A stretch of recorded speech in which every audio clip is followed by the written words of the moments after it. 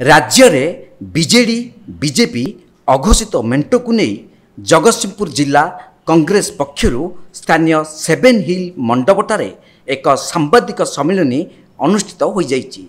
पूर्वतन पौराध्यक्ष विप्लव चौधरी अध्यक्षतार आयोजित यह सांबादिक सम्मेलन में जिला कांग्रेस सभापति नटवर बारिक, जिला कांग्रेस मुखपात्र तथा वरिष्ठ कांग्रेस नेता हेमंत कुमार रथ, युव कांग्रेस सभापति प्रशांत मल्लिक, वरिष्ठ कांग्रेस नेता प्रसन्न सामंतराय प्रमुख जोगदे राज्य में बीजेडी सरकार दुर्नीति उपरे बर्षिथिले। 5T सचिव भिके पांड्यान चाकरी अवसर नहीं प्रत्येक राजनीति रे प्रवेश करने, बेकारी समस्या, जिले में मेडिकल कॉलेज प्रतिष्ठा, चाषी समस्या, शिक्षा, स्वास्थ्य और अन्यान्य समस्या बाबद आलोकपात करथिले। जिला समेत ओडिशार विकास हेबाकु हेले कांग्रेस ही एकमात्र विकल्प बोली कहिछि कांग्रेस। देखंतु राज्य एवं जिलार विभिन्न समस्या को नहीं आज जिला कांग्रेस कमिटी पक्षर प्रेस मीट करा जायतिला। जेपଳି भावरे भिके पांड्यान 20 तारिख दिन अपील कले, अवसर नवाई अपील कले और 23 तारिख दिन ग्रहण करागला। ता स्पष्ट होला जे केंद्र में थिबा मोदी सरकार और ओडिशा नवीन सरकार बीजेडी बीजेपी भाई भाई ता प्रमाण है। जड़े तमिल शासक किभली भाव में ओडिशा को लुटुचंती और तांकु मध्य ओडिशा सरकार तत्क्षणात दुईटी गुरुत्वपूर्ण ताकर जो विभाग अच्छे 5T अध्यक्ष और नाम ओडिशा नवीन ओडिशार अध्यक्ष कर कैबिनेट रैंक दिगला। मुझे आपण मानक गोटे छोटिया प्रश्न पचार, पांड्यान ऑफिस जूनियर थे, ऑफिस आईएएस ऑफिसर होकर जूनियर ऑफिसर थे, रिटायरमेंट है, बर्तमान चीफ सेक्रेटरी सार डाकिबे ना नहीं? आपण ये विचार करूँ, चीफ सेक्रेटरी बर्तमान पांड्यान को जी को सार डाकिबे ना नहीं? तेणु आप विचार करूँ, जड़े ओडिया हिसाब से ओडिशार कौन एत योग्यता लोकंर अभाव थिला जे जड़े तमिल शासक को से नवीन बाबू विश्वास कले।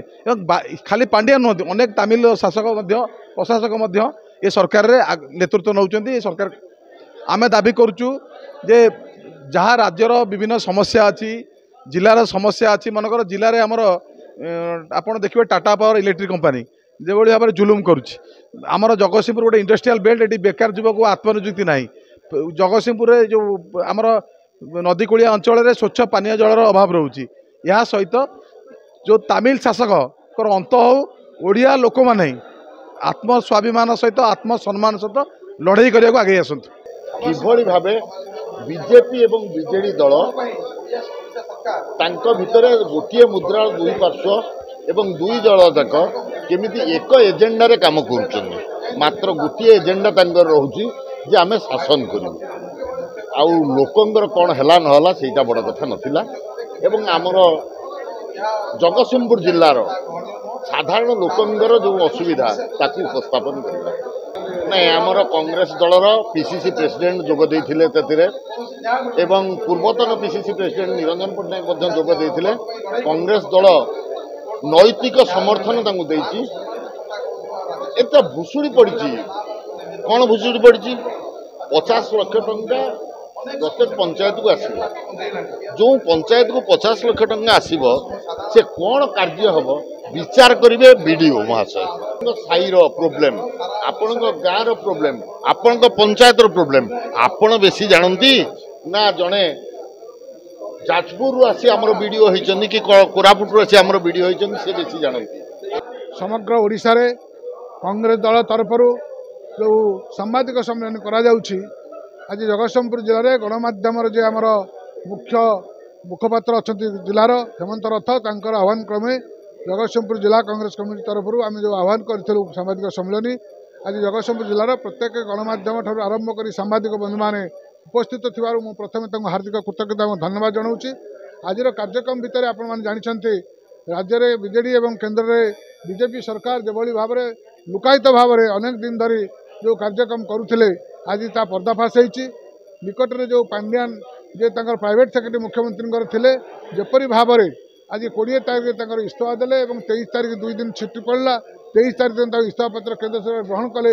एक निश्चित भाव में जदिओ कार्यक्रमटी ग्रहण करा ठीक नुहे, कारण जो भाव में पांड्यान को पूर्वर नोटिस करा कार्यक्रम आज पांड्यान जरिया बीजेडी सरकार जो ओडिशा रे एक যেভাবে ওড়িশার জনসাধারণ 4.5 কোটি জনসাধারণଙ୍କୁ ଅନ୍ଧାରରେ ରଖାଯାଇ যেভাবে ଭାବରେ ଲୁଟ୍ କରାଯାଉଛି ବିଭିନ୍ନ ଯୋଜନା ଜରିଆରେ ତାକୁ ପର୍ଦ୍ଦାଫାଶ କରିବା ପାଇଁ ବିଜେଡି ବିଜେପିର ଯେଉଁ କୋଳାକୋଳି ଏ କାର୍ଯ୍ୟକ୍ରମକୁ ଲୋକଙ୍କ ପାଖରେ ପହଞ୍ଚାଇବା ପାଇଁ ଏକ ଗୋଟିଏ ଆଇଟମ୍ ଏବଂ ଦ୍ୱିତୀୟ ପ୍ରସ୍ତାବ ହେଉଛି ଜଗତସିଂହପୁର ଜିଲ୍ଲାରେ ଯେଭଳି ଭାବରେ 23 ବର୍ଷ ଭିତରେ ଆଜି ସ୍ୱାସ୍ଥ୍ୟ ଦେଖନ୍ତୁ ଶିକ୍ଷା ଦେଖନ୍ତୁ ଗମନାଗମନ ଦେଖନ୍ତୁ ବିଭିନ୍ନ କ୍ଷେତ୍ରରେ ଯେଭଳି ଭାବରେ ଅବହେଳା ପ୍ରଦର୍ଶନ କରାଯାଇଛି ଜଗତସିଂହପୁର ଜିଲ୍ଲାକୁ ଯେଭଳି ଭାବରେ ନ୍ୟୁନତା ନିଆଯାଇଛି ତାର ପ୍ରତିବାଦରେ ମଧ୍ୟ ଆପଣମାନଙ୍କ ଜରିଆରେ ଆମେ ଲୋକଙ୍କ ପାଖରେ ପହଞ୍ଚାଇବା ପାଇଁ ଚାହୁଁ। ଆପଣ ଜାଣିଥିବେ ଚାରିଆଡ଼େ ଯେତେବେଳେ ବିଭିନ୍ନ ଜିଲ୍ଲାରେ ମେଡ଼ିକାଲ କଲେଜ ହେଇଛି ଜଗତସିଂହପୁରରେ ମେଡ଼ିକାଲ କଲେଜ ହେବାର ଆଜି ସ୍ୱପ୍ନ ଆମେ ଦେଖିବାକୁ ପାଉନାହୁଁ। ଆଜି ଜଗତସିଂହପୁରରେ ନର୍ସିଂ କଲେଜ ନାହିଁ, ଆଜି ଜଗତସିଂହପୁରରେ ଫାର୍ମାସିଷ୍ଟ ଟ୍ରେନିଂ କଲେଜ ନାହିଁ, ଆଜି ଜଗତସିଂହପୁରରେ ଯେଉଁ ବିଭିନ୍ନ କାର୍ଯ୍ୟକ୍ରମ ନାହିଁ, ଆଜି ଅନେକ କ୍ଷେତ୍ରରେ ଆମେ ଯେ ବିଫଳତାର ସମ୍ମୁଖୀନ ହେଉଛୁ। ଆଜି ଲୋକଙ୍କ ପାଖରେ ତାକୁ ସବୁ ପହଞ୍ଚାଇବା ପାଇଁ ଆଜି ଯେଭଳି ଭାବରେ ଆପଣମାନେ ଜାଣିଛନ୍ତି ରାଜୀବ ଗାନ୍ଧୀ ଥିଲାବେଳେ 73-74ତମ ସମ୍ବିଧାନ ଯେତେବେଳେ ପଞ୍ଚାୟତ ରାଜ ବ୍ୟବସ୍ଥା କରିଥିଲେ ପଞ୍ଚାୟତ ରାଜକୁ ଅଧିକ କ୍ଷମତା ଦେବା ପାଇଁ ଇଏ 23 ବର୍ଷ ଭିତରେ ବିଜେଡି ସରକାର ଆଜି କ୍ଷମତା ଦେବା ପରିବର୍ତ୍ତରେ ଆଜି କ୍ଷମତା ସଂକୁଚିତ କରିଛନ୍ତି। ଆଜି ବିଭିନ୍ନ ଯୋଜନା ପଞ୍ଚାୟତରେ ସରପଞ୍ଚ ସଭ୍ୟଠାରୁ ଆରମ୍ଭ କରି ଜିଲ୍ଲା ପରିଷଦ ପର୍ଯ୍ୟନ୍ତ କୌଣସି କ୍ଷମତା ଦେଉନାହାନ୍ତି। ଆଜି ବରଂ କ୍ଷମତା ସଂକୁଚିତ କରି ନିର୍ଦ୍ଦିଷ୍ଟ ଭାବରେ ଯେଉଁ ଟଙ୍କା ଅର୍ଥ ଆଜି ମଞ୍ଜୁର କରୁଛନ୍ତି ତାକୁ ପରୋକ୍ଷ ଭାବରେ ତାଙ୍କରି ଏଜେନ୍ସି ଜରିଆରେ ହରିଲୁଟ୍ କରୁଛନ୍ତି ଏବଂ ରିସାଇକ୍ଲିଂ କରି ପଇସା ଯେଭଳି ଭାବରେ ପାଣ୍ଡିଆନଙ୍କ ଜରିଆରେ ସରକାରଙ୍କ ପାଖକୁ ପୁଣି ଚାଲିଯାଉଛି।